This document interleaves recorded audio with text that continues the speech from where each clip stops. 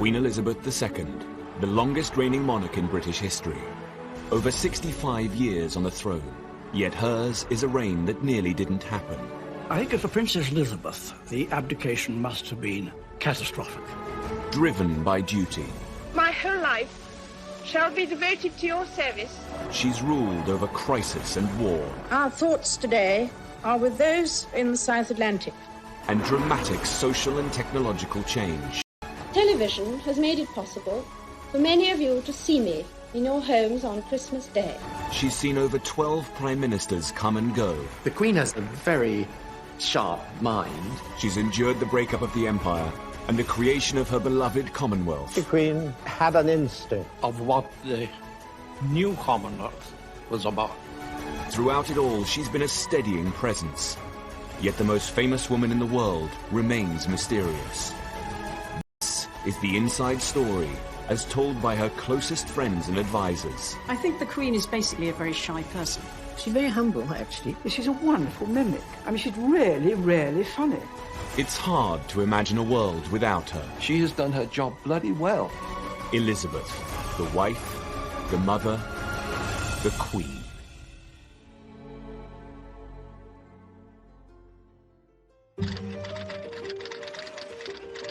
In the 1950s, prosperity and technology was transforming the world and expanding our horizons. All over Britain, people were embracing new possibilities and moving with the times. Meanwhile, the monarchy seemed stuck in the past. My husband and I...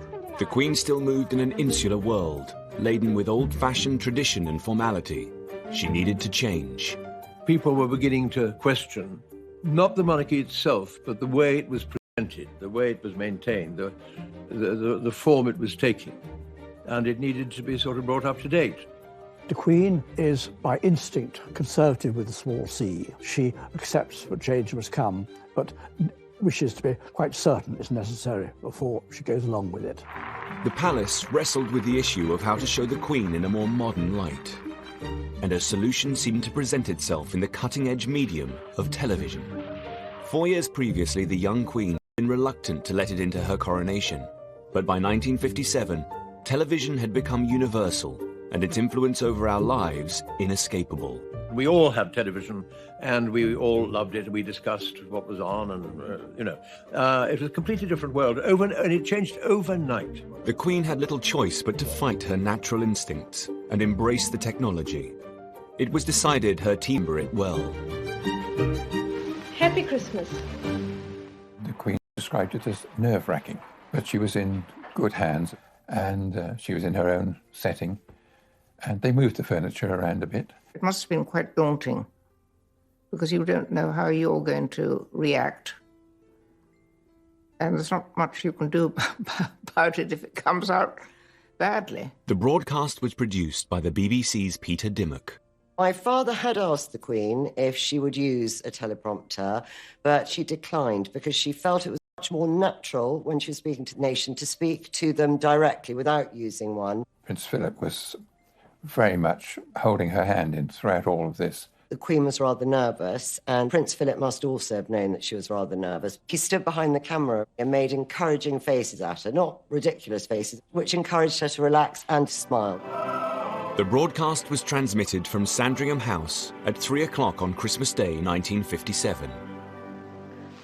25 years ago, my grandfather broadcast the first of these Christmas messages. Today is another landmark, because television has made it possible for many of you to see me in your homes on Christmas Day. There was the Christmas tree, and there were the corgis, and there was all that sort of stuff, fine, to make an atmosphere of relaxation. But the voice was always, sort of hemmed in. There was a little sort of feeling of claustrophobia about it. One longed for it to open out, and it didn't. In the old days, the monarch led his soldiers on the battlefield, and his leadership at all times was close and personal. One can feel the strain when she's doing this broadcast. She's not sitting back and enjoying it. I cannot lead you into battle, but I can do something else. I can give you my heart. She'd got an aura of aloofness about her, which I think is probably slight self-defence. She has never found communication with the public easy. It doesn't come naturally to her. She's not a sort of glad hadder and a natural chatter up. And so I wish you all, young and old, wherever you may be, all the fun and enjoyment and the peace of a very happy Christmas. Rather than make the Queen appear current, the broadcast had emphasized the feeling that the Queen was remote and out of touch. The palace's plan to show a more modern Queen had backfired. And that wasn't all. In the same year, the Queen's general manner had come under fire in a very pointed magazine article. Personality conveyed by the utterances which are put into her mouth, and a recent candidate for confirmation. The article whipped up a media storm and became national news. The cutting words had been written by Lord Altrincham, a pillar of the establishment. Most of her speeches would greatly benefit from being more natural. All I would like to see is the Queen's own character coming through. The effect will be terrific. The effect at the moment is, frankly, not terrific.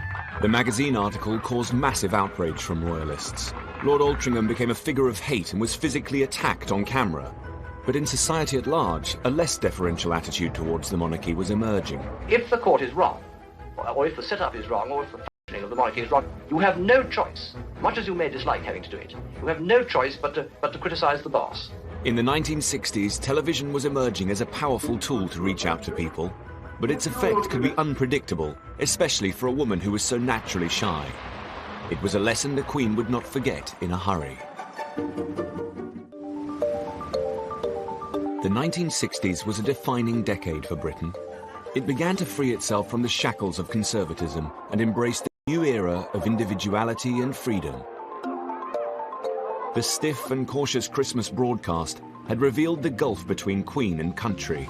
Happy Christmas. It was a concern thrown into stark relief by the very modern behaviour of the Queen's younger sister.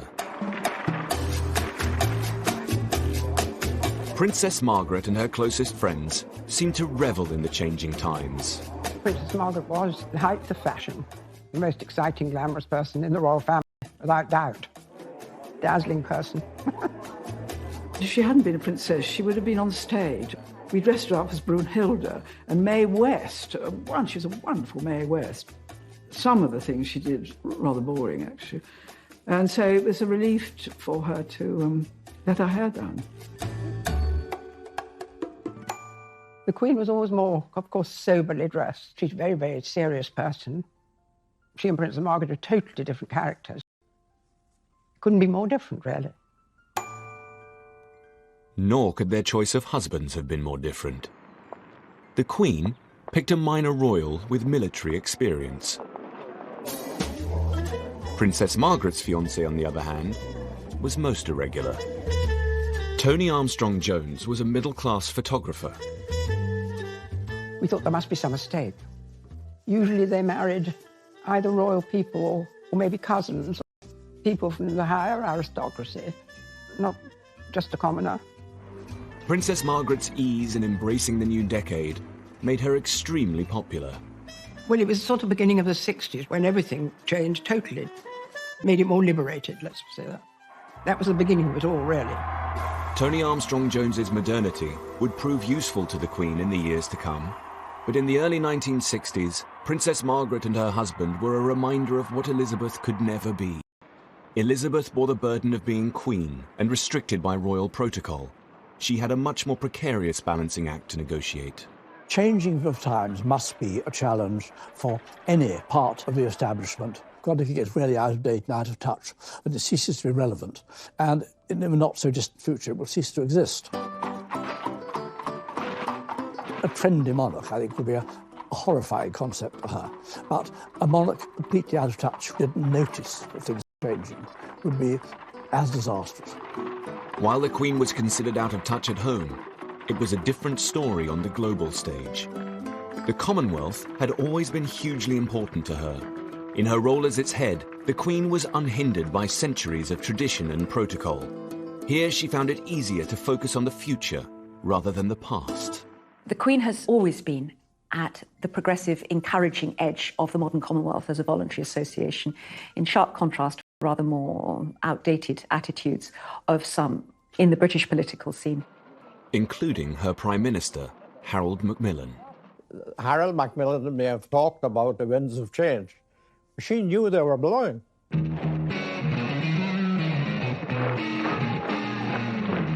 In 1961, the Commonwealth came under threat. The Soviet Union was trying to pick off nations to join their communist cause. And no country was more important to both sides than the leading African and Commonwealth nation of Ghana.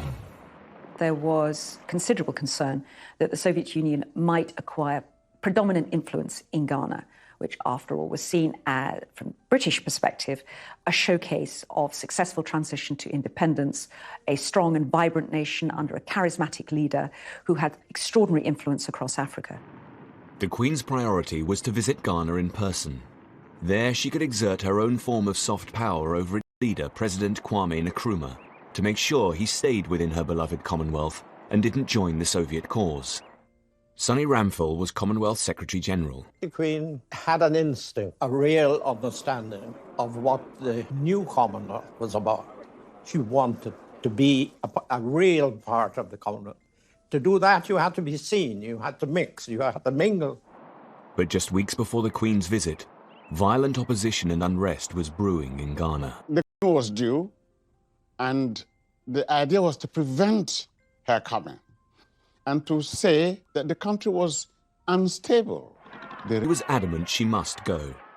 Macmillan wrote in his diary at the time, "She is impatient of the attitude towards her to treat her as a woman, a film star or mascot. She has indeed the heart and stomach of a man. She loves her duty and means to be a queen and not a puppet." The Queen's determination forced the government to concede. The whole of Ghana was lit by her coming. On November the 9th, 1961, the Queen arrived in Ghana. 50,000 Ghanaians were at the airport, led by President Nkrumah. There was, of course, the Ghana Army. Put up an impressive parade. It was big. Up to that point, she'd been a mythical figure to me. My father was invited to the reception of the Queen in our regional capital. It had the biggest crowd he'd ever seen. My father said Kwame Nkrumah himself was carrying the umbrella behind the Queen. This old man then said, yes, now I see what she really is. She's not a chief. She is the chief of chiefs. That's why Nkrumah was carrying the umbrella behind her. I thought he put it very neatly. Nkrumah looked up to her as a superior leader. By establishing a personal relationship with Ghana's leader, the Queen had ensured this important country remained a steadfast member of the Commonwealth, away from the Soviet Union's influence. People admired the courage that is called for. Bon voyage, it's time to leave. The Queen is the mainstay of the Commonwealth. If she had not given it her wholehearted support and love, it would have wilted on the vine.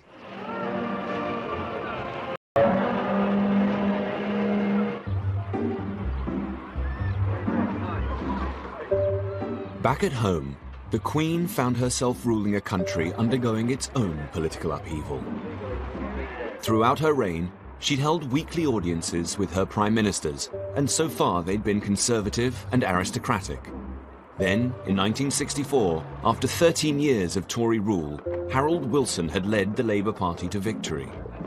Her new prime minister was a socialist, a Yorkshireman from an ordinary middle-class family. How would the Queen fare with her first Labour Prime Minister? They had a good deal in common, and I think that while it began with him being quite shy, indeed he asked if he could bring his family, his two sons, with him when he was first appointed as Prime Minister to the actual ceremony. Far from that being a drawback, they were grown up. It was an advantage. The Queen has always loved family, and that meant that Harold and she had an immediate basis for, as it were, having a relationship of additional 20 minutes, which is all you get if you're an unpopular Prime Minister with the Queen, actually moved towards nearly an hour. And both the Queen and the Prime Minister hugely valued that. My father turned up on one occasion for an audience and found that the Queen was with the very young Prince Edward and was teaching him how to rub his chest and pat his head at the same time. So my father was brought in on the exercise and was asked to join in. The Queen is well known to speak in a fairly direct way. She can be quite down to earth in the way she speaks. Harold was also quite a direct man who spoke the language of where he came from, which was Yorkshire. And that was another bond. Harold Wilson was able to provide the Queen with a useful insight into her people and her country. I think the Queen found it very interesting that my father had come from a much more normal background than some of his predecessors as Prime Minister. And I think the Queen found it useful to talk to him about how normal people, ordinary people lived. The Queen enjoyed Wilson's company, despite their social differences. Every autumn, the Queen and the Duke of Edinburgh invite the Prime Minister of the day up to Balmoral for a weekend. The Queen drove my parents around herself, where they went in and they had a nice informal cup of tea with the Queen, brewing the tea, and both the Queen and my mother doing the washing up afterwards. Once when Harold Wilson was staying at Balmoral, they were on the moor together and the rain came down and they got soaked and they were photographed. And the Queen gave him a photograph showing the two of them soaked on the moor together. And he loved it, he treasured it, he put it in his wallet and he carried it around with him until he died. This close relationship with Wilson had a growing influence on the Queen, and it helped her in the process of developing a more modern monarchy. He always spoke of the Queen with great respect, but also in terms that were human. He was a key figure in his relationship with the Queen in the gradual evolution of the monarchy into what one might call a democratic head of state, which the Queen has very carefully been, regardless of the party of the person who happens to be Prime Minister. The Queen was taking steps in the struggle to become modern. The close personal relationship she built with leaders both at home and abroad helped her keep up with the changing times. And these relationships would be particularly important when the Queen's most trusted mentor passed away. As the 1960s progressed, the Queen distanced herself from being the traditional untouchable sovereign. She started to emerge as a fairer and more approachable monarch. Nowhere was this more evident than at the funeral of wartime hero Sir Winston Churchill. He had been her first Prime Minister, her mentor, and her friend. Churchill, Knight of the Garter, Order of Merit, Companion of Honour. The coffin is borne by a bearer party from the Brigade of Guards. With the Royal Air Force escort, it will now be drawn by a Royal Naval gun crew to St. Paul's. Sir Nicholas Soames, Churchill's grandson, was at the funeral. My grandfather unreservedly worshipped. He loved the Queen. He really loved her. He'd been a figure in her life since she was a child, since she was a very small child, all her life, really. And then he was her first Prime Minister. The procession starts when Big Ben strikes 10:15. I was 16. I walked in the procession with my father and my younger brother, Jeremy. You see the male members of the family walking, small, sad. The Queen was obviously very sad and very moved by his death, and also a tremendous reminder of her father and what they'd been through together in the war. It was the end of an era. This funeral was a very special funeral. It was a state funeral, and the leaders from all over the world came. State funerals are usually only staged for monarchs, so one for the Prime Minister would be a rare chance for the Queen to publicly pay her respects. Yes, it was a strange sensation. He's gone. Something has stopped. Anthony Mather was head of the bearer party that carried Churchill's coffin. The crowds were 10 deep on the pavements, and the same around the courtyard here in front of St. Paul's. The President of France among the monarchs and other heads of state. Representatives of over 100 countries, of many races and many creeds. The heads of state and members of foreign royal families were here, again in advance. Churchill served the British Crown during the reigns of 6 monarchs. The close bond between the royal family and their most faithful servant is at the very heart of this ceremony today. The Queen will normally arrive last at any event and will usually leave first. This occasion, it was different. She arrived before the coffin, and before the Churchill family, and indeed left after both of them.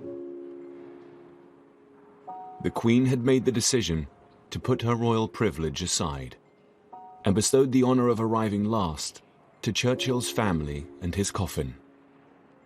The Queen waives her right to be the last to enter. This privilege is accorded to the Churchill family. It is absolute to anyone.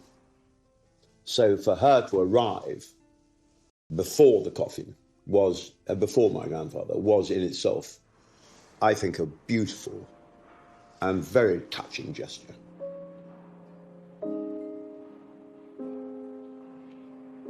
Churchill's funeral had shown the Queen could dispense with royal protocols on special occasions.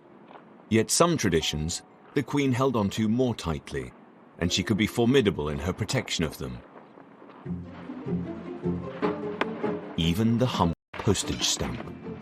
When anti-monarchist Tony Benn became Postmaster General, he launched an appeal for a new set of stamp designs.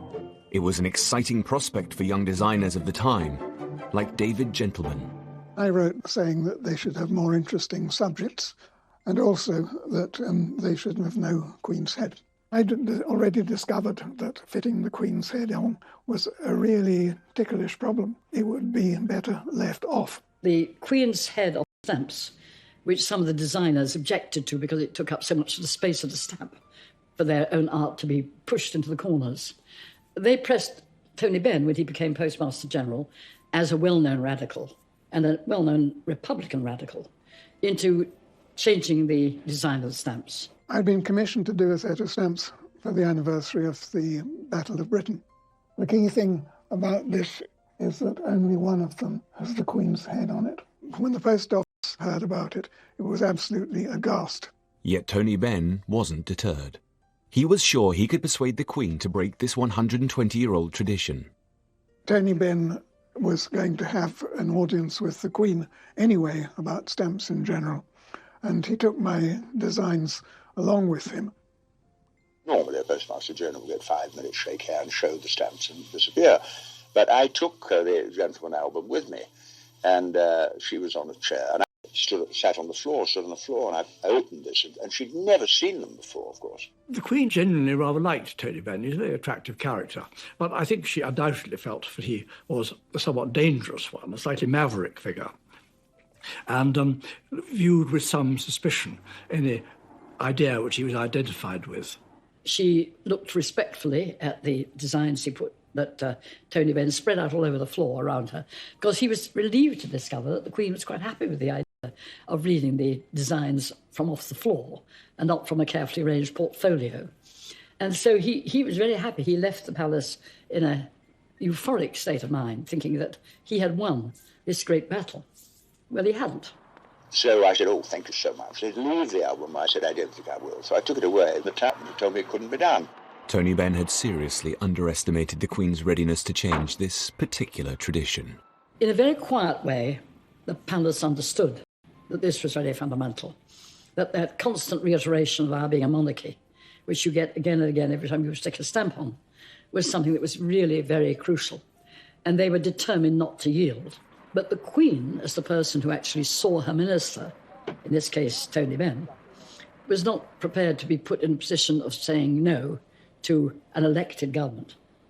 What then happened brilliantly, I think, was a very clever compromise. The silhouette of the Queen's face, or the Queen's profile, which now appears on all our stamps, sometimes in black, sometimes in gold, but always there, very small, but clearly present. Since then, the design of British stamps has been fantastic. The Queen understood the importance of royal symbols. Yet her role wasn't only symbolic. As an increasingly modern Queen, there were times when a more personal approach was needed. Never more so than during a national disaster. Death is no stranger to the mining communities of Wales. They've had to make a place for it in their philosophy. But a disaster such as this is beyond any limits of experience or acceptance. At 9:15 a.m. on the morning of the 21st of October 1966, the Welsh mining village of Aberfan suffered a terrible tragedy. Then 23 years old, medical student Mansell Aylward was one of the first on the scene. I arrived in Aberfan just before 10 o'clock. All I could see was these huge waves of what looked like lava. You know, when you see a volcano erupting and there's slow but not hot, cold stuff coming down the side of the mountain with large stones in the middle. A catastrophic landslide had destroyed the village and engulfed a school. Mansell's own relatives were among those they hoped to find alive. They'd be digging and somebody would blow a whistle or shout and everything would stop. And there'd be silence. We were waiting to see if we could hear anything. A shout went out that they'd made a cavity into one of the classrooms. So I got in and we expected, therefore, we will find people who are alive. But when I got in there, that was the thing that affected me for a long, long time afterwards, you know.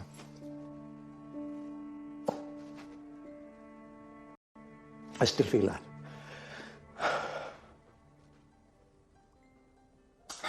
Rows of dead children sitting in the desks. I don't want to go into any great detail because I know, and to make matters more emotional, their teacher was in front of them, dead, with his arms out, you know, trying to protect them.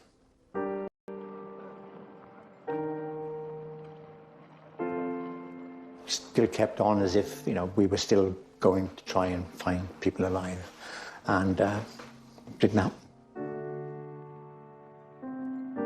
116 children and 28 adults died. The whole country was in shock. Prince Philip visited Aberfan the following day, but there was a feeling that the Queen's presence was needed. The Queen's closest advisors and friends remember she had felt incredibly torn. The Queen's motives were absolutely the best. She did not want to go there and distract the attention of those who were still trying to find living children under this awful mudslide. There's nobody doubts how she would be feeling.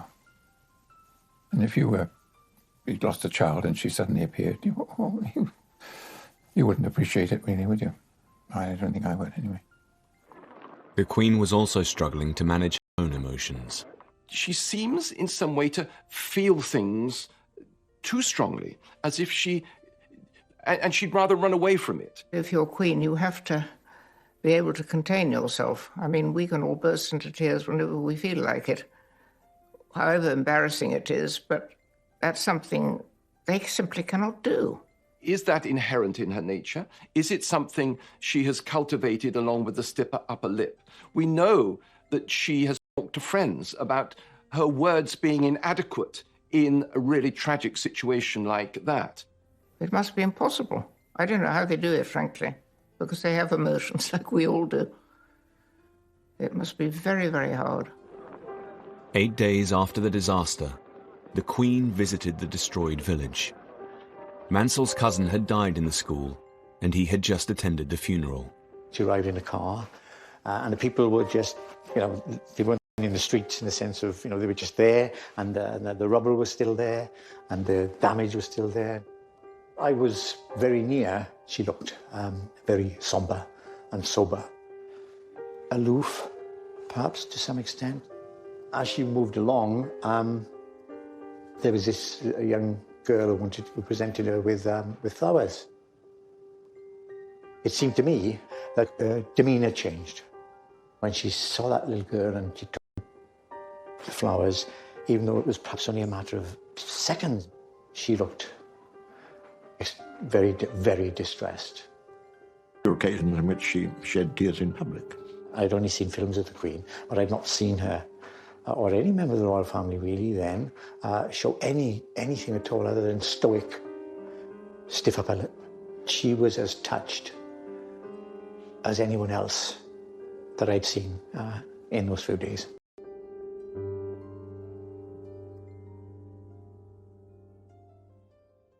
I think she felt in hindsight that she might have gone there a little earlier.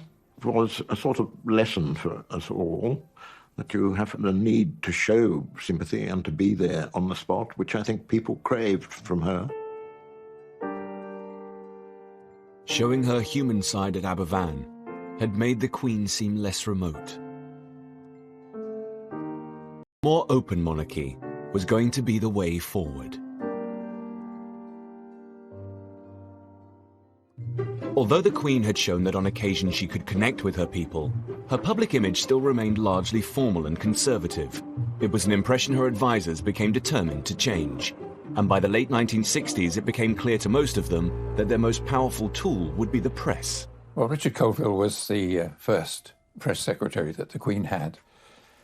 And I think it's probably true to say that he and the press didn't always altogether get on. In fact, we always used to call him the abominable no man because he said no to everything that was suggested. He saw his job, I think, as keeping the media at bay a bit on behalf of the Queen. This was not really good at a time when things were changing in society. The monarchy's like justice. It's not only got to be done, it's to be seen to be done. In 1968, the Queen replaced Commander Colville with an Australian, William Heseltine, a risk-taker who would transform the Queen's image. Well, thank you very much. That's a flattering sort of thing to say. I was a little bit more sympathetic to the media and their wish to know a little bit more about the Queen and Prince Philip as people. It was certainly my own feeling that there was room to move a little bit more towards the idea of access and the presentation of the Queen and members of her family as warm human beings. Heseltine proposed the Queen be subject of observational documentary. It was considered a radical idea. For the first time ever, the private life of the sovereign would be documented and shared with the country. You wish we haven't let the puppies out here, sir? Yes, try. Yes, try. No, we must. Mummy, my puppy. Well, we'll see if she's allowed out in the snow. Cameraman Peter Bartlett filmed the off-duty Queen and her family for almost a year. Right from the start, there were absolutely no restrictions. Nobody ever told me to say, that's you're too close, come away, don't stand there, don't do this. She got used to me being around with a camera much quicker than she got used to the idea of there being a live microphone. Up until then, everything that the Queen spoke was scripted. How's their big ears and their big paws? Lovely big tubby bladders, except you are making it very mess of my jacket. Can't you be? I don't think Prince Philip liked it very much. He approved in theory of the project, but when it came to the actual experience of having these people about him, he was a little impatient about it. But the Queen was wonderful about it. We filmed all sorts of things. One of them was the Queen taking Prince Edward into the village in Balmoral to buy an ice cream. We got into the shop, got the ice cream, but the Queen doesn't carry any money. I'm here to tell you, she still owes me £5. These were real, living, breathing human beings, and they were a family. And that's something we saw time and time and time again. It was one of the most fascinating things I've ever done. It showed that they were not only nice people, they were not very different from ordinary people. It was a great success for the public, and really things after that could not go back to what they had been.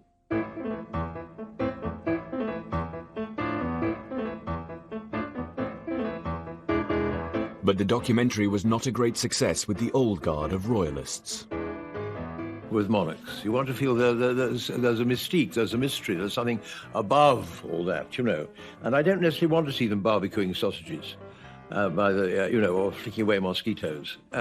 That's not what monarchs do. I mean, I know they do, but if you see what I mean, they don't.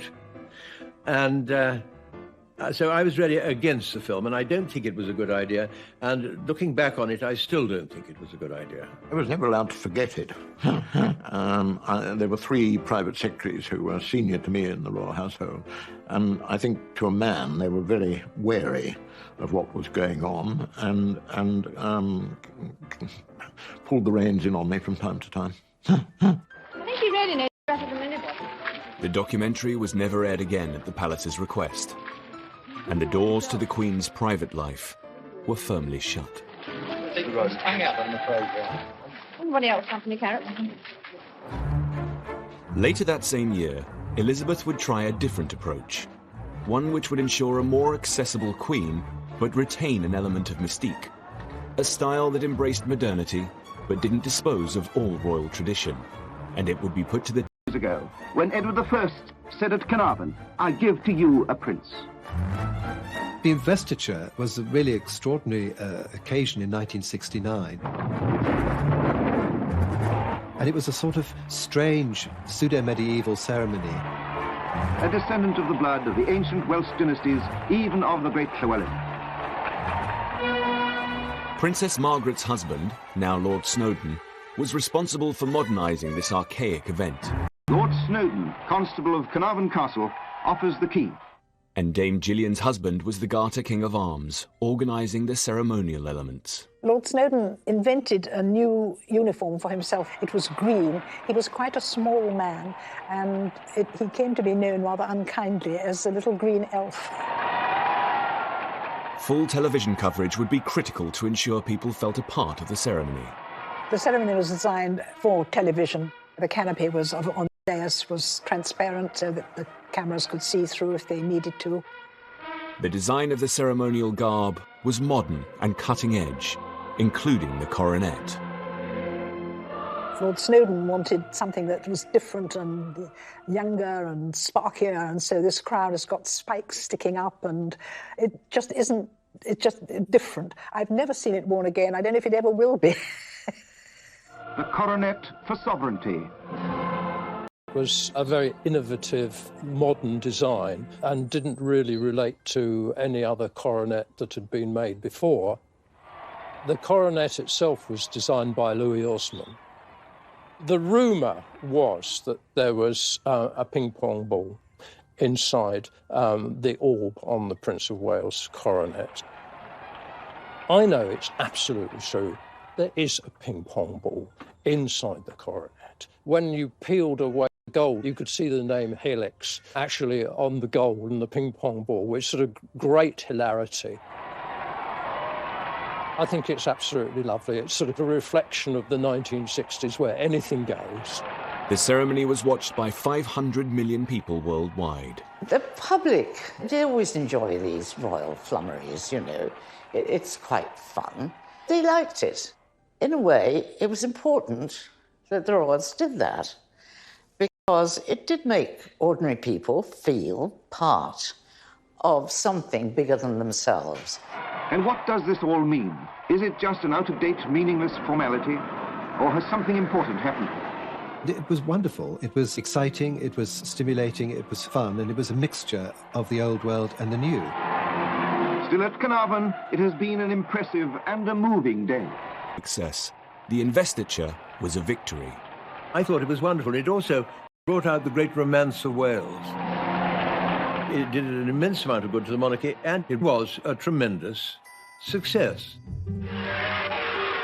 In the 1970s, Britain was going through tough times.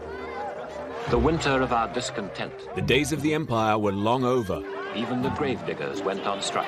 And Britain was no longer the global superpower. We were just one of many. I think people were getting to a stage of feeling a failure after having been such a great power in their own right. The Queen would have to play a part in leading the country through this turmoil and help establish a new, more positive Britain. But as she approached 50, her popularity was waning. The problem for a monarch is that everyone likes a very young, glamorous monarch. Everyone likes a very old, supposedly wise monarch. But there's a period in between in which people get rather bored of the monarchy. But in the 1970s, being glamorous was not the Queen's priority. It was to provide the country with a sense of stability. She would start in 1972 by showing her support for Britain's entry into the European community with a visit to France. From Paris, it was Anton Corial all the way of the state visit by Her Majesty the Queen and Duke of Edinburgh. With the European Common Market just around the corner, the tour should cement our trade and friendship even more. Yet throughout her 5-day visit to Paris, the Queen had another, more personal matter on her mind. Her uncle, the Duke of Windsor, was dying from throat cancer. Confined to his home in Paris, he was hooked up to drips and bedbound. The Queen would visit the Windsors' home to say a final goodbye. But first, she had to make small talk with the woman reviled by many in her family. She called in and had tea with the Duchess of Windsor. The dogs jumped up, which and rather annoyed the Queen because the Queen doesn't like badly behaved dogs. And they talked about anything and everything except the one thing that was on everybody's minds: the poor man dying in his room upstairs. Riddled with cancer, the Duke's strength was fading. The Queen went up to see the Duke of Windsor. With great difficulty, he rose from the chair to give his bow, because after all, she was his queen now, as well as his niece, and it meant a great deal to him that she paid him this final courtesy. The Queen made as many reconciliations with the Duke as she possibly could under the very difficult circumstances. 10 days after the Queen's visit, the man who almost destroyed the monarchy died. It was the end of one of the most difficult chapters in royal history. RAF flight from France. A VC-10 brings the Duke of Windsor's body. 2 days later, Wallis, the Duchess of Windsor, arrived in a frail state in London for the funeral. Her presence would have to be managed with extreme care. The American divorcee had been the reason the Duke had abdicated 36 years ago, leaving the Queen's ill-prepared father to take over as king. Elizabeth's mother had never forgiven either the Duke or the Duchess. There was always going to be a bit of ill feeling, I think, as Queen Elizabeth, the Queen Mother, was concerned. It suited her very well, I think, to consider that the Duchess of Windsor had sort of stolen the king and that she was a very evil woman. Overcome with grief and all alone, the Duchess was in a fragile state, and the Queen stepped in to ease the situation. It wasn't, of course, easy because they didn't really know her, and the Duchess was very nervous of the whole business of coming over. She was so kind, the Queen. She is so kind. She looked after her and had her stay with her at Buckingham Palace and made sure that she was happy and comfortable and had the food she wanted and things like that. Hugo Vickers was amongst the mourners at the Duke's funeral, where the Duchess was extremely distressed. The Queen was very solicitous to the Duchess and helped her find her place in the hymn book and so forth, and generally looked after her during the service. She made it as easy as possible. More than that, the Queen soothed all tensions and brought her mother and the Duchess together. When the Duke of Windsor was being buried, the royal family went down with the Duchess of Windsor, and Queen Mother came as well. She wasn't meant to originally, but she decided to come, which is a huge, huge reconciliation. The Queen went even further and asked the Duchess for her final wish. After he'd been put into his grave, the Queen asked, which side of him do you want to be buried on? On one side of the grave, there is a plane tree, and the Duchess thought, well, I was always in his shadow during my lifetime, so that would be the side for me. Also, she used to collect the leaves of the plane tree which used to fall in her garden and place them on her dressing table.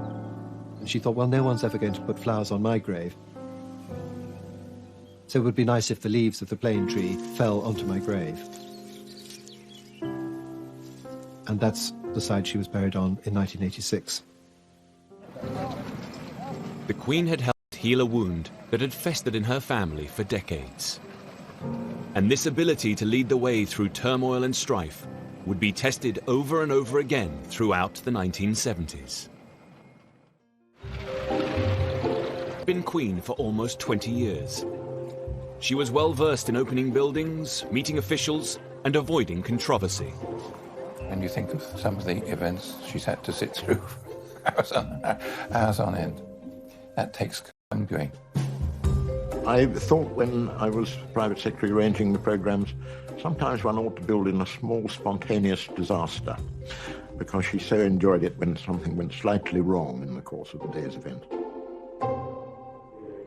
There was an occasion in Papua New Guinea. The Queen had arrived with the usual formalities. The local MP was dressed in PNG fashion in a few feathers and not very much else. And he got up to speak and he couldn't see his notes. What those who were seated behind him could see was that his bare and rather sweaty bottom had attracted all the notes, and there they were, firmly attached to his person while he looked about for them. And that was the sort of incident that appealed to her very much.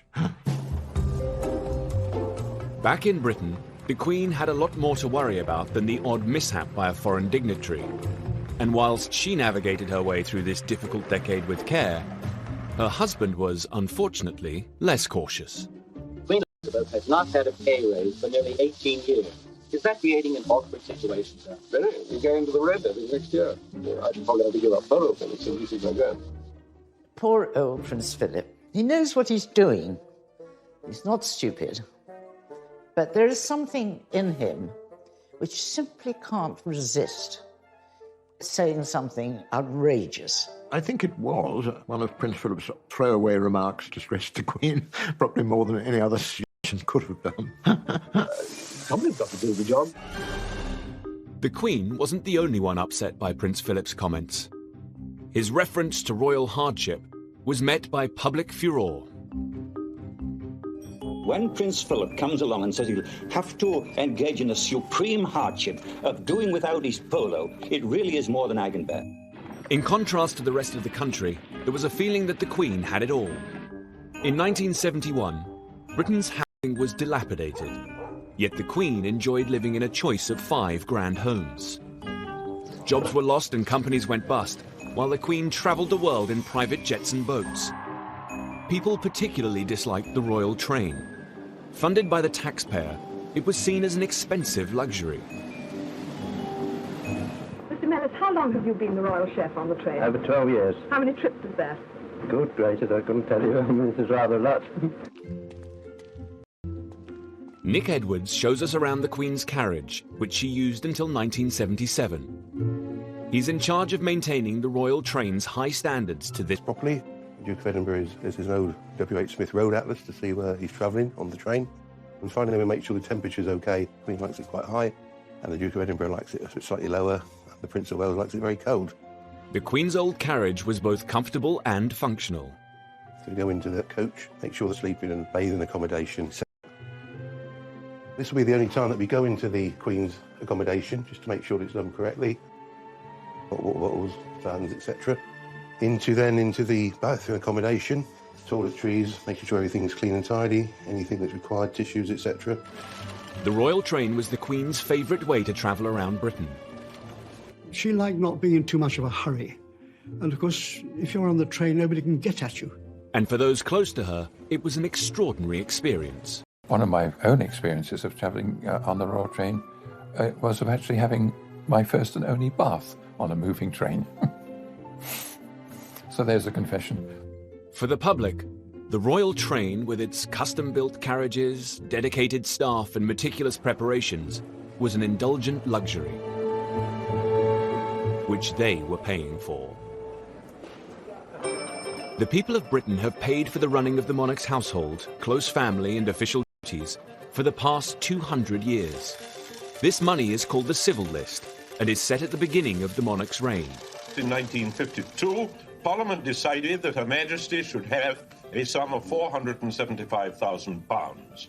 Since then, the cost of living index has indicated a huge increase in all costs. By the 1970s, the Queen was struggling. The Civil List had been hit hard by inflation.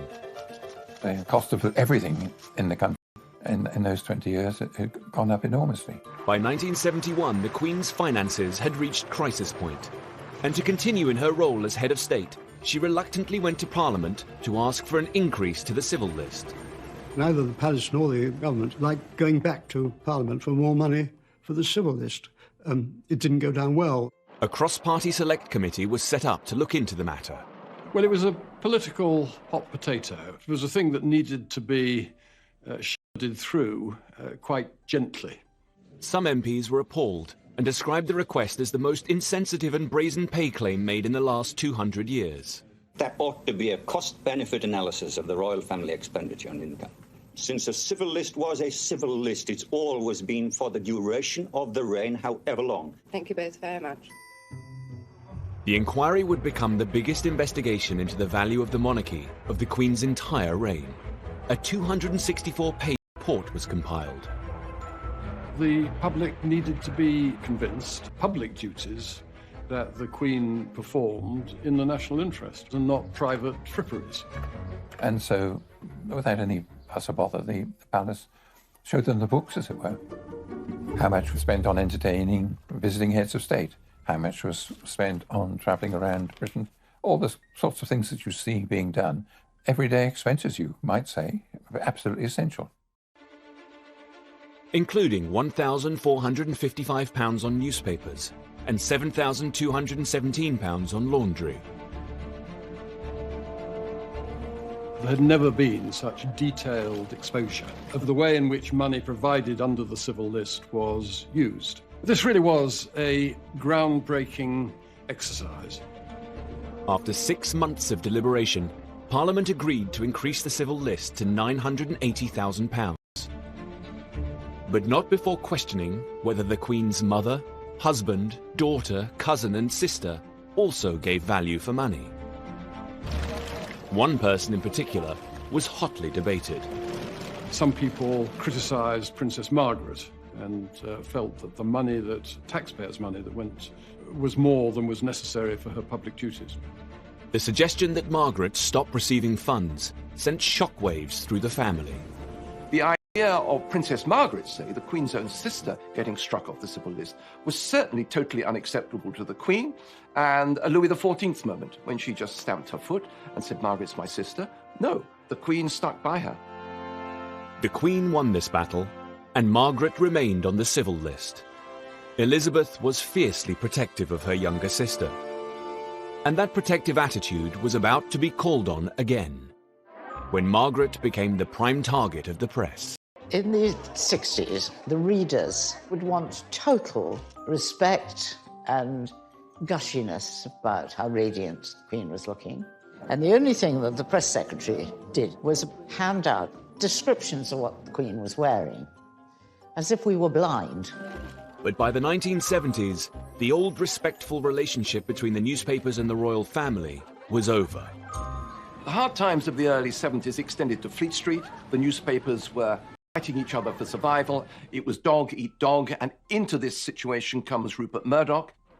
Murdoch had bought the Sun newspaper and led the way in setting the tone of the new style of tabloid press.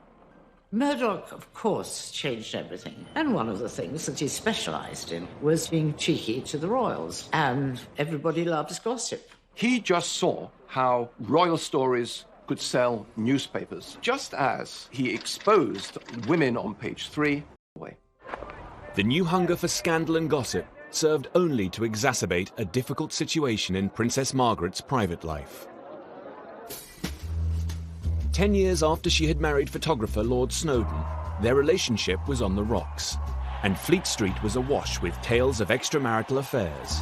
People knew all about the rumours of her having affairs, and it was partly because she looked like a woman who'd be having affairs. But there is always denial. What did she say about the rumors? We didn't talk about that at all. Not at all. It was very awkward for the Queen. She realised that Princess Margaret's marriage was pretty difficult. And so she sort of stepped in. Children was going to stay with her a lot and did our best to make it better for Princess Margaret, I think. The situation became increasingly difficult when Lady Glenconner and her husband introduced Margaret to a man 17 years her junior, Roddy Llewellyn. I remember being on the doorstep when Colin drove back, and Princess Margaret and Roddy were sitting in the back seat, more or less holding hands, and I thought, heavens, what have we done? Roddy Llewellyn was a nice, dim gardener, but he came from quite a good family. Anyway, she was having it off with him. In an effort to keep their affair under wraps, Margaret and Roddy spent time together on the private Caribbean island of Mustique. It was a boat, let's say. You know, she adored it and went there whenever she could. It was like a house party, and there was always some exciting thing going on. She was centre of attention there. There were quite a lot of young men hanging about. But by the mid-1970s, a new breed of Murdoch-inspired photographer found a way onto the island. Suddenly, it's paparazzi, it's celebrity culture. And in the celebrity culture, the pop stars and the actresses, the royal family are the biggest game of all. So what you really want if you're a newspaper editor is you really want a picture of a royal in a compromising position, because that is going to triple, quadruple your circulation. On February the 22nd, 1976, the News of the World published a picture of Princess Margaret cavorting with Roddy Llewellyn. This photograph of her with a younger man on a Caribbean island, soaking up the sun, apparently as lovers, at a time when the rest of Britain is suffering 3-day weeks and that sort of thing. It was a game-changing moment. It did produce a rather oppressed frenzy, as it were. And I think that must have been very difficult for them. Officer, can you tell me what happened there? What you have to say about what happened? It was terrible, really. She didn't have an easy life. It may have been part their own fault, but you know what I mean. Less than a month later, the palace announced... Because it was quite unusual, in a way, for the times we lived in then.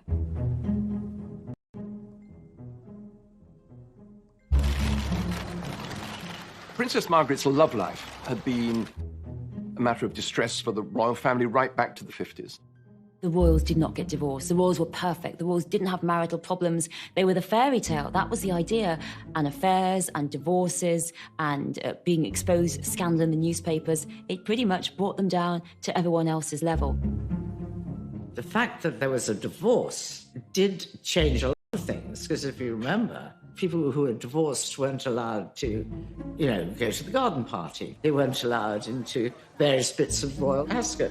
You weren't allowed as a divorcee near the royals. Well, of course, when the Queen's sister divorces, so they had to forget about all that. It changed a lot of protocol.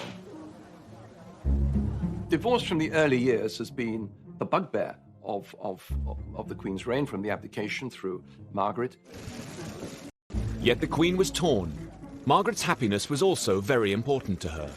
It was difficult for the Queen, and I felt rather guilty always, having introduced Roddy to Princess Margaret. But after Princess Margaret's funeral, the Queen, she said, I would just like to say, Anna, it was rather difficult moments, but I thank you so much introducing Princess Margaret to Roddy, because he made her really happy. Margaret's love life shattered the image of a stable and loyal royal family.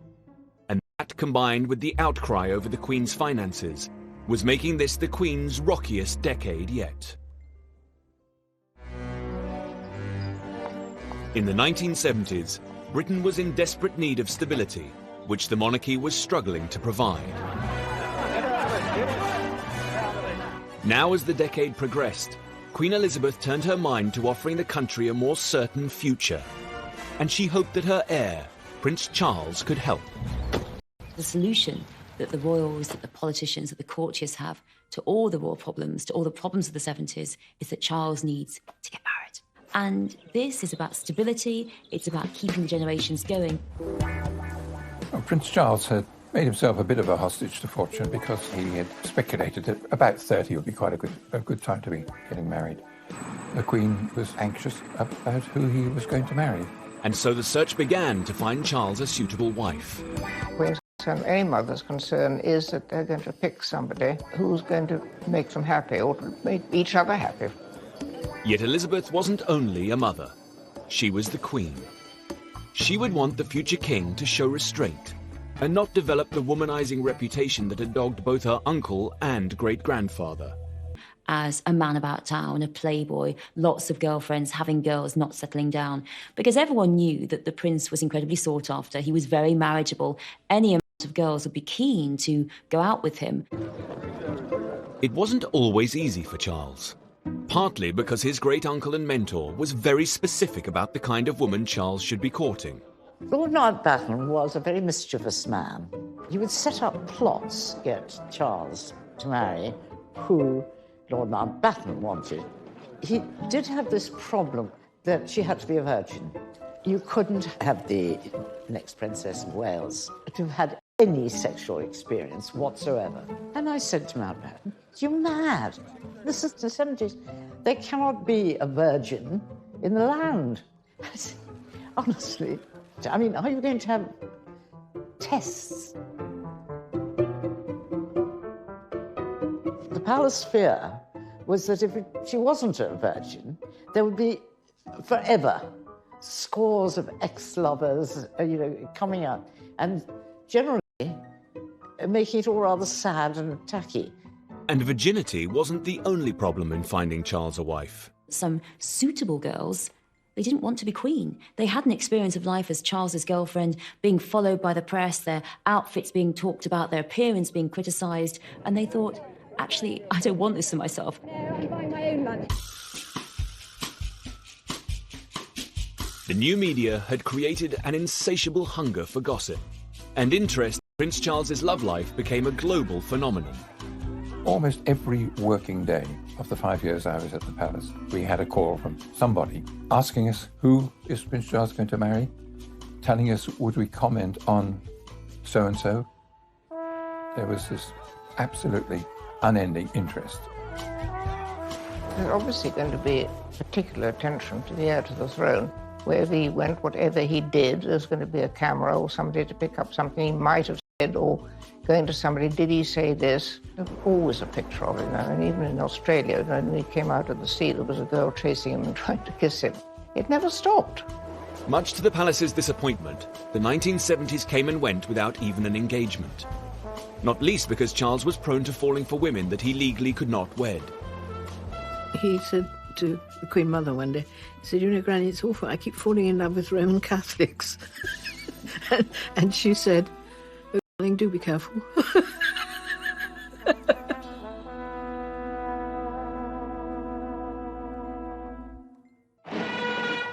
Unable to use her heir's marriage to provide Britain with a more certain future, the Queen, that involved avoiding at all costs getting embroiled in the country's political struggle. They've searched the cellars at every opening of Parliament since the Guy Fawkes plot of 1605. Keeping the Queen out of politics in the 1970s was a job undertaken by Martin Chartres, her private secretary. His counterpart at number 10, Robert Armstrong, remembers. Martin Chartres had been at her side for a long time. He was devoted to the Queen. He used to say he was in love with her, but I think that was an exaggeration. But he was clearly very fond of her, and I think she had a trust in him and an affection for him, which was probably unique. We had become really very good friends. Each of us understood what our role was, protecting the Queen's interest, trying to make sure that she was not drawn in politically. The risk was that she might be called on to use her reserve powers, which allowed her to personally dissolve Parliament and appoint prime ministers. But it's the form of power, rather like a nuclear weapon, that never, ever do you really want to use it. The Queen preferred to avoid making political decisions and instead followed the recommendations of her prime ministers and the democratic will of her people. And that gives her the opportunity of separating in the public view, of not getting involved, if you want, in the Parliament's debate of the day. In the back of her mind was the knowledge that her ancestors had once overstepped the mark and suffered the consequences. The Queen is the first to know that while she reigns, she doesn't rule. The moment any sovereign started to try and throw his or her weight about in that sense, that would be the end of the monarchy. The Queen's insistence on political impartiality was fundamental to the popularity and survival of the monarchy in Britain. In delivering her gracious speech from the throne, the Queen is taking no part in politics. The speech is prepared for her by the incoming government. Yet in Australia, where she was also Queen, her representative did use the Crown's power to intervene in politics. This nearly brought the Queen's sovereignty of Australia to a dramatic end. I knew it was a coup. It really was a coup. The most dramatic and lethal event in Australia's political history. In 1975, Australia faced a constitutional crisis. Never seen you fellas up so early. There was a political deadlock in its two houses of Parliament. Seriously expect Mr. Whitlam to give ground on this today. Well, we'll find out, won't we? Government funds for all public services had been blocked. With neither house prepared to surrender, the country was being held to ransom. It was over policy, it was over politics, it was over culture, and it was over the sort of country Australia was to be. Old Australia and the new Australia. While politicians battled to find a way out of the mess, Governor-General John Kerr, the Queen's representative in Australia, was losing faith in the Prime Minister, Gough Whitlam. Kerr hatched a bold and audacious intervention. Sir John Kerr is certainly an egotist. In my view, he had trouble written all over him. And I personally would never have appointed him to be Governor-General.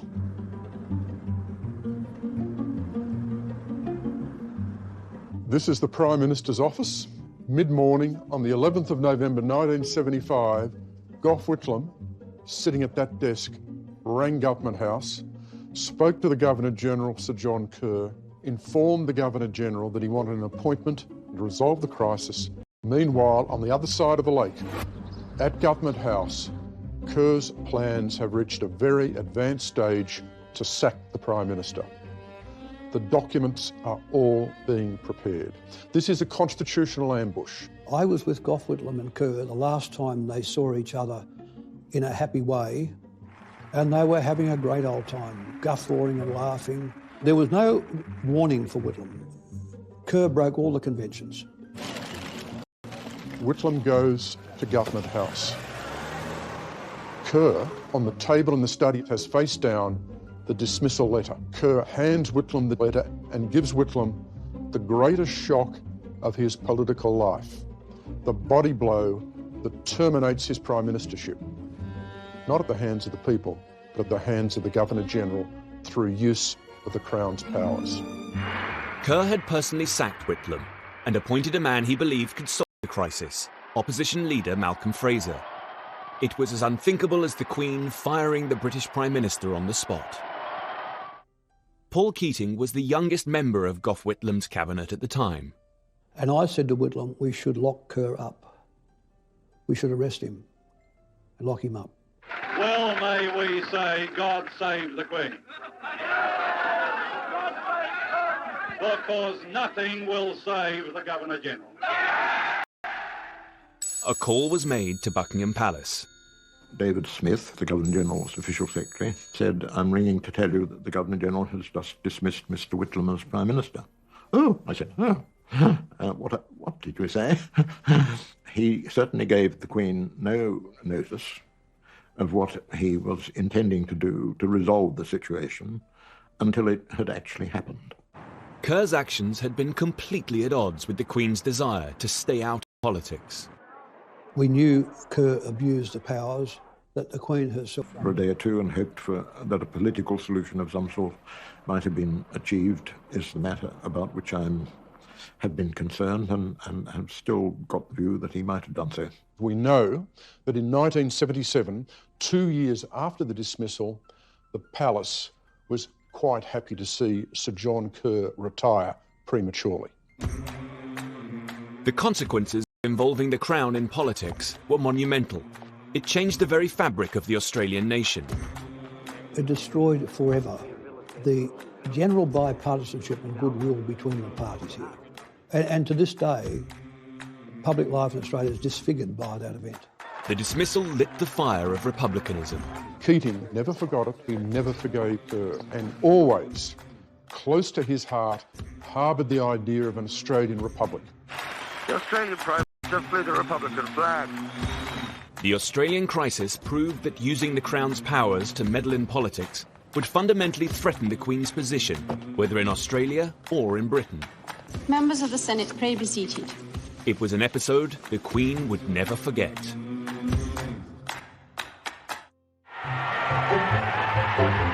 A golden day for the Silver Jubilee. In 1935, the Queen's grandfather, George V, had enjoyed a jubilant year celebrating the 25th anniversary of his reign. But in 1975, as Elizabeth approached her own Silver Jubilee, Britain was still in the midst of a recession.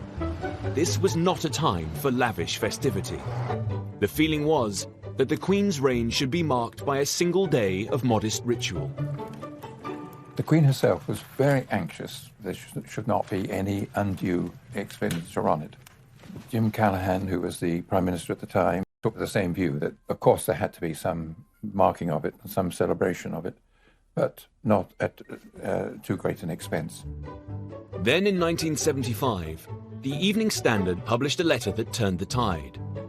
It called for a Royal Jubilee Festival full of fun, froth and splendour, and received 250 letters of support.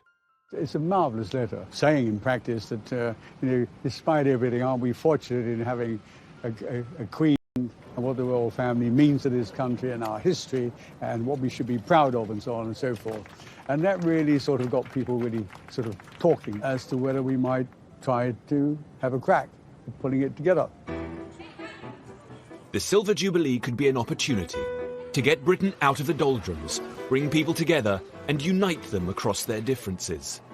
2 days later it was official. The country was going to celebrate, but not at the cost of the taxpayer.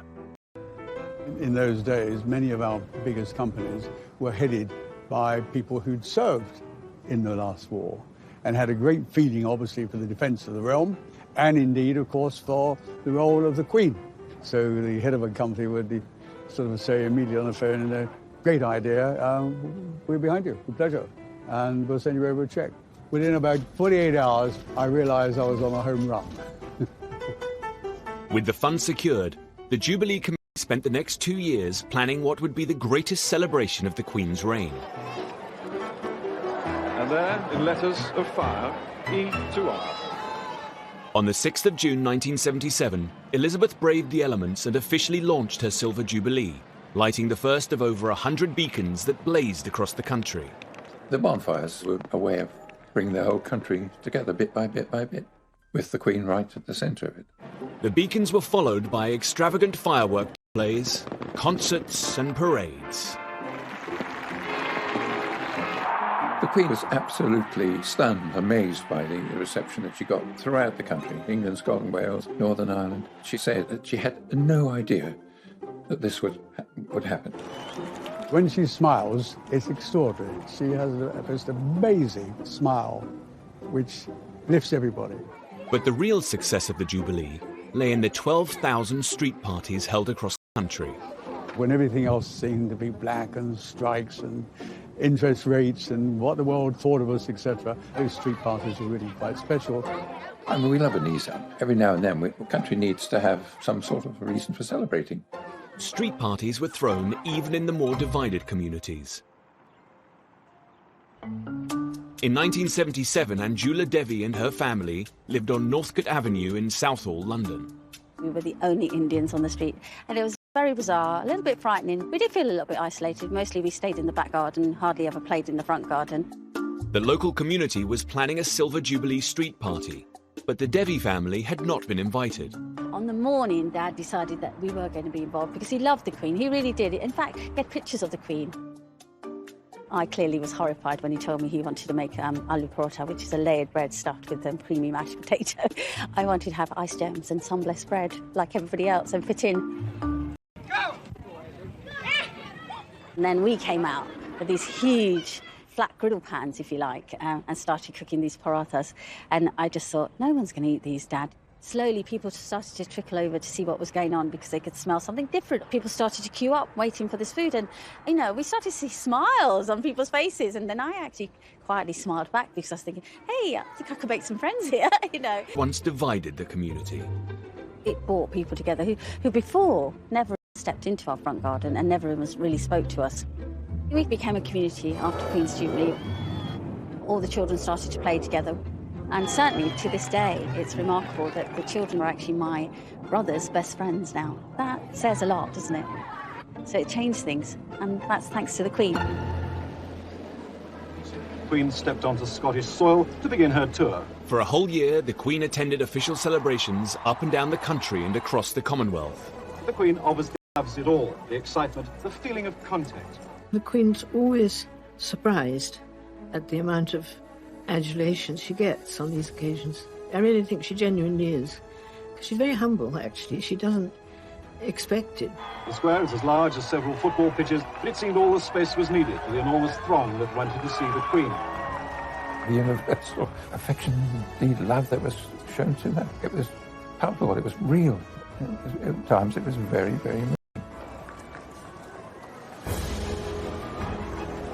It was a very tough time, and the Queen's Silver Jubilee really cheered people up. It was wonderful to see that people really love her, but my goodness, she's earned it. The Silver Jubilee wasn't just about having fun. It had a profound effect on the country's consciousness. These were very difficult times, and uncertainty, and people rethinking of what life's about and what are we as a country. The one steady aspect, like a light, all that fog in that period of time was the monarchy. And the Queen in particular. It had a steadiness which the rest of the country didn't seem to have at that stage. It set the scene, the Jubilee, for people to be able to rethink and regain confidence again for the way forward. A day of happiness and success for the Queen. A day for Britain to forget her problems for a while and perhaps look at them differently tomorrow. It was nearing the end of an extremely hard decade for the Queen. But it ended with hope, with the coming together of her people with a common cause. Next time, the Queen and the monarchy are riding high. There's the fairy tale wedding of her son, Prince Charles. The Queen was delighted because, I mean, you know, he wasn't all that young, Prince Charles. The Queen had never been so popular, until an ill-advised TV project in 1987 threatened to bring the good times to an end. I tried to persuade the Queen it was such a bad idea that she ought to call it off. What did you think of it? This did more damage, I think, than almost anything that happened in my time. Thanks.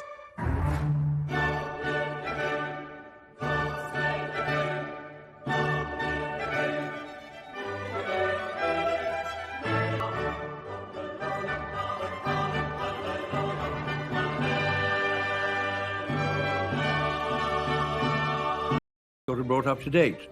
The Queen is, by instinct, conservative with a small c. She accepts that change must come, but wishes to be quite certain it's necessary before she goes along with it. The palace wrestled with the issue of how to show the Queen in a more modern light, and a solution seemed to present itself in the cutting-edge medium of television.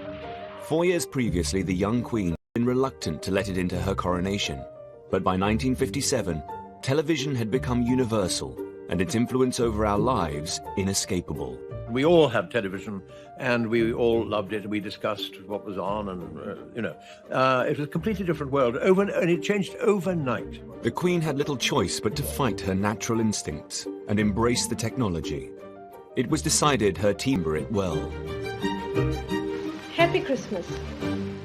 The Queen described it as nerve-wracking, but she was in good hands, and she was in her own setting, and they moved the furniture around a bit. It must have been quite daunting, because you don't know how you're going to react. And there's not much you can do about it if it comes out badly. The broadcast was produced by the BBC's Peter Dimmock. My father had asked the Queen if she would use a teleprompter, but she declined because she felt it was much more natural when she was speaking to the nation to speak to them directly without using one. Prince Philip was very much holding her hand in throughout all of this. The Queen was rather nervous, and Prince Philip must also have known that she was rather nervous. He stood behind the camera and made encouraging faces at her, not ridiculous faces, which encouraged her to relax and to smile. The broadcast was transmitted from Sandringham House at 3 o'clock on Christmas Day, 1957. 25 years ago, my grandfather broadcast the first of these Christmas messages. Today is another landmark, because television has made it possible for many of you to see me in your homes on Christmas Day. There was the Christmas tree, and there were the corgis, and there was all that